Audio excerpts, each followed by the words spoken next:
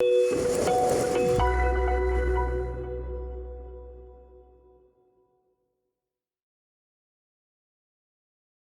bonjour à tous.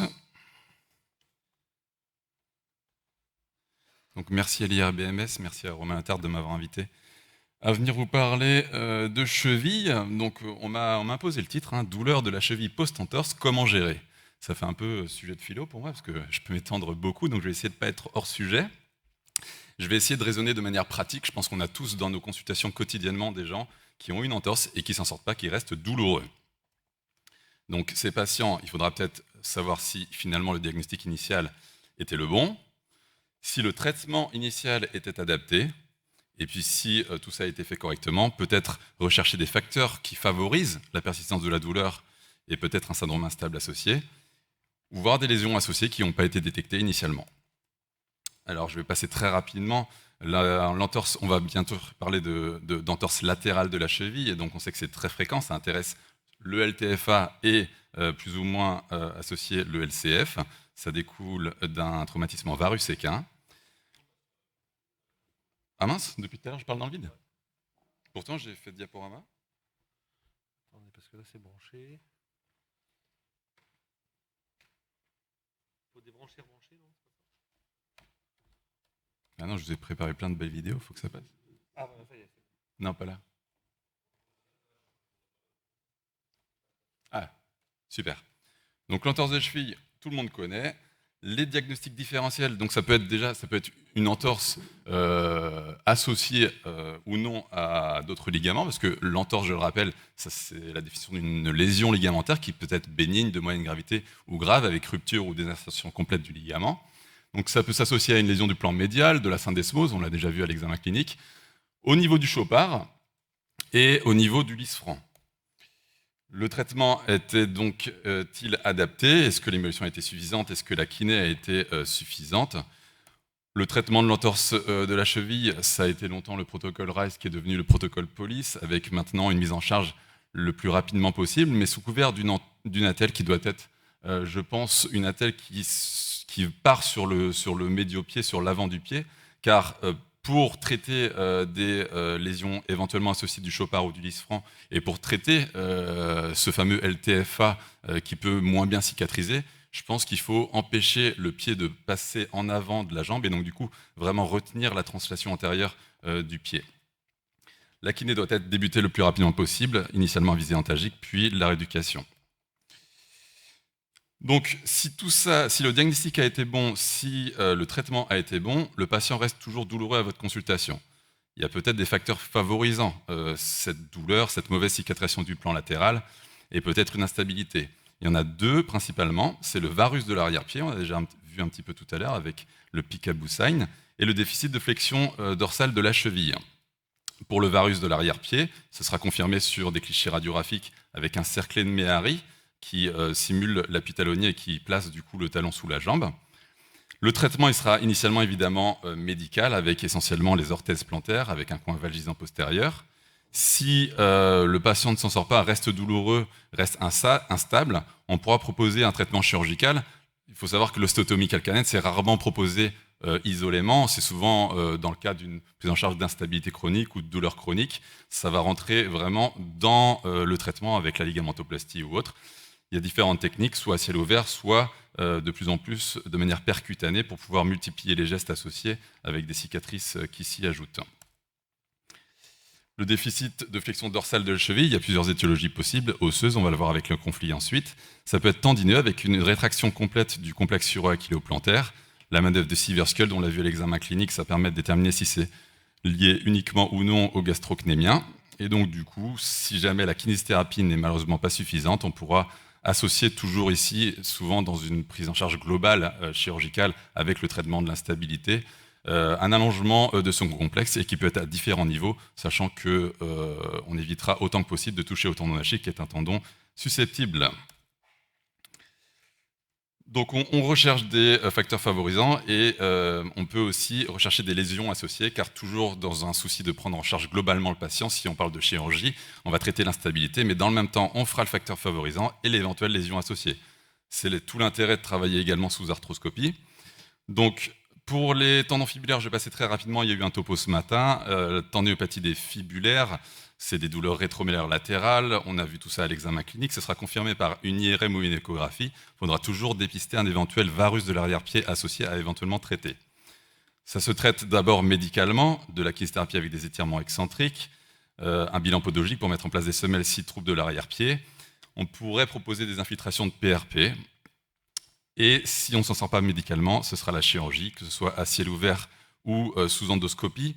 Ce sera toujours, ça comprendra toujours une ténosynovectomie, donc on retire l'inflammation. Et lorsqu'on a une fissuration du tendon court fibulaire, en général, on retire la plus petite des deux anses et on renforce, si besoin, la plus petite.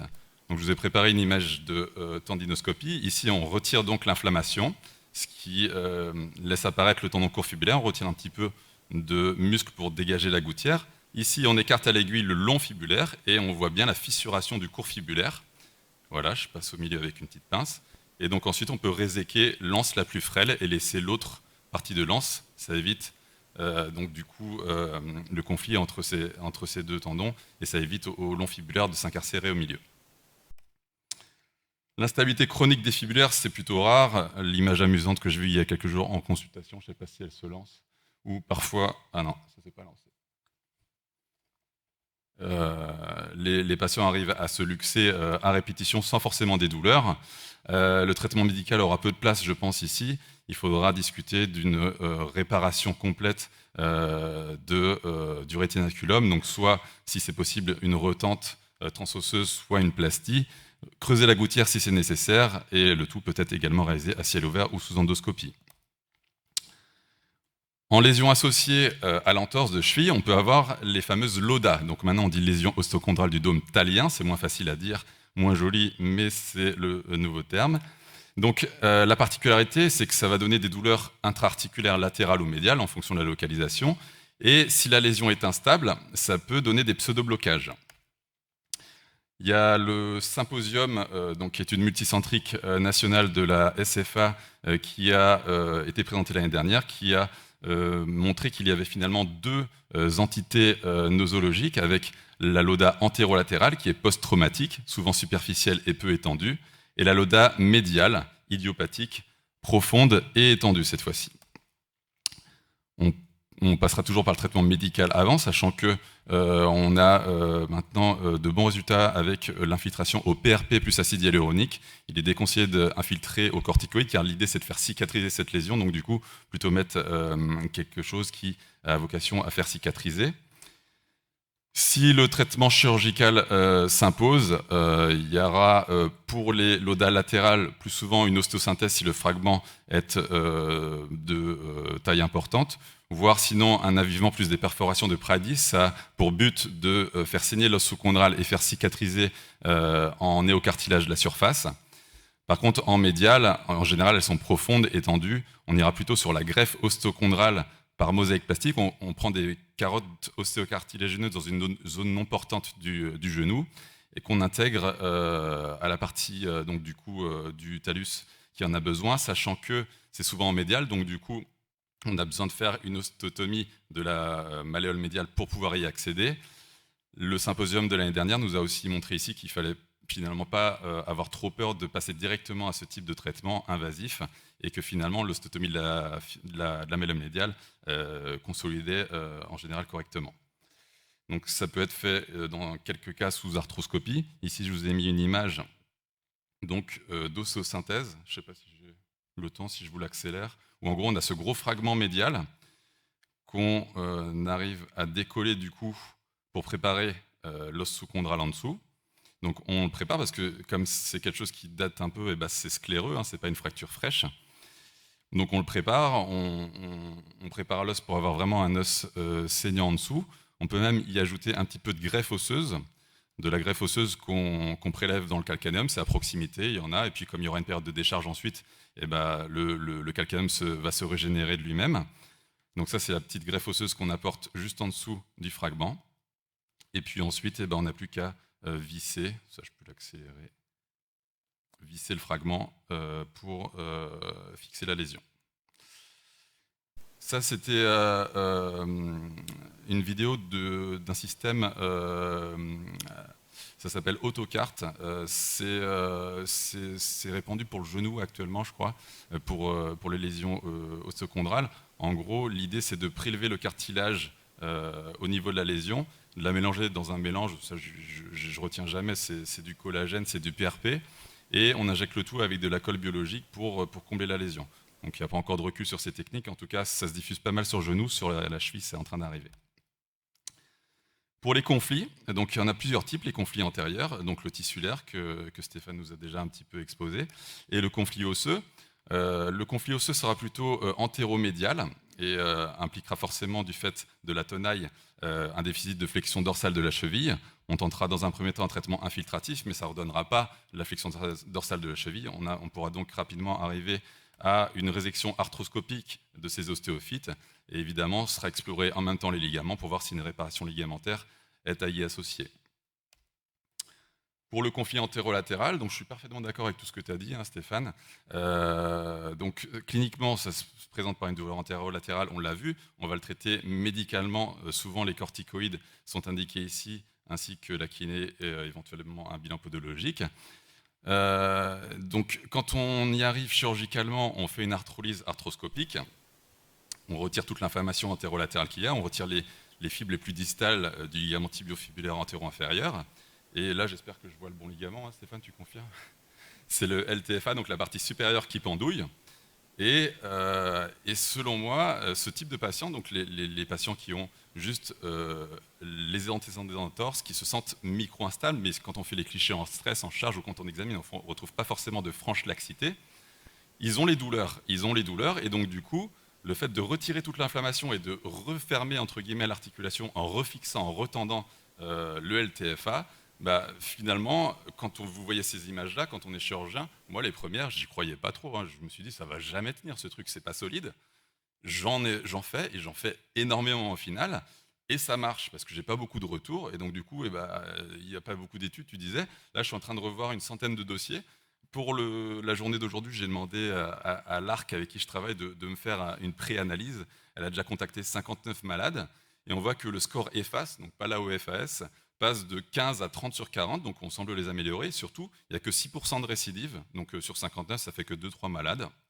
Et j'en ai repris aucun dans cette série, donc du coup, ça semble quand même être intéressant, même si on a l'impression que ce n'est pas chirurgicalement solide, ça a l'air de bien fonctionner, en tout cas si on choisit la bonne indication.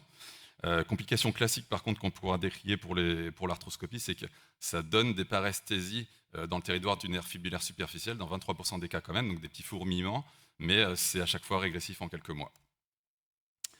Enfin, le conflit postérieur, donc du coup, pareil, ça peut être vraiment post-traumatique. Quand on finit le mouvement, la partie postérieure du talus peut s'impacter sur la partie postérieure du pilon tibial, et on peut avoir ce qu'on appelle un ostrigone lorsque le processus postérieur était relativement long à la base. Donc ça se confirmera à l'IRM, comme vous voulez voir ici. On fait des radiographies aussi en charge. Le traitement initial sera de la kiné, éventuellement une infiltration de corticoïdes, même si j'y crois moins qu'à la partie antérieure, car ce n'est pas un espace cloisonné, ce n'est pas une articulation, et donc du coup, l'infiltration à la partie postérieure, finalement, c'est très opérateur dépendant, et puis c'est un petit peu un coup de chance aussi, parce que ça peut diffuser dans l'espace préachiléen sans forcément donner de bons résultats. On pourra ensuite, si ça résiste au traitement médical, proposer une arthrolyse arthroscopique. Ici, je ne sais pas si j'ai encore le temps, mais on a un cas assez intéressant où il y avait un petit ostéochondrome qui est d'abord réséqué. Ensuite, ça expose une importante partie postérieure du talus, très vulnérante notamment pour le tendon long fléchisseur de l'hallux qui passe juste à côté, qu'on résèque du coup ensuite. Et c'était vraiment un conflit global ici dans ce cas parce qu'elle avait également une loda postéro-médiale. Et les lodas postéro-médiales, elles sont quand même assez difficilement accessibles par voie postérieure. Ici, elles s'y prêtaient bien. Et j'ai pu faire un avivement et une perforation de type Pridey. C'est vrai qu'elle était vraiment juste sous l'arthroscope. Donc en conclusion, il faudra toujours faire attention lorsqu'on a un patient qui reste douloureux après une entorse au diagnostic initial, au traitement qui a été mis en place, et il faudra essayer de dépister les facteurs favorisant les lésions associées de cette entorse. Donc vous l'avez compris, j'aime bien l'arthroscopie de cheville, je pense qu'on on est dans une spécialité et à une époque où on a pas mal de chance pour nous, pour nos patients, parce que finalement, l'arthroscopie de cheville peut s'appliquer sur plein de pathologies et ouvre beaucoup d'indications.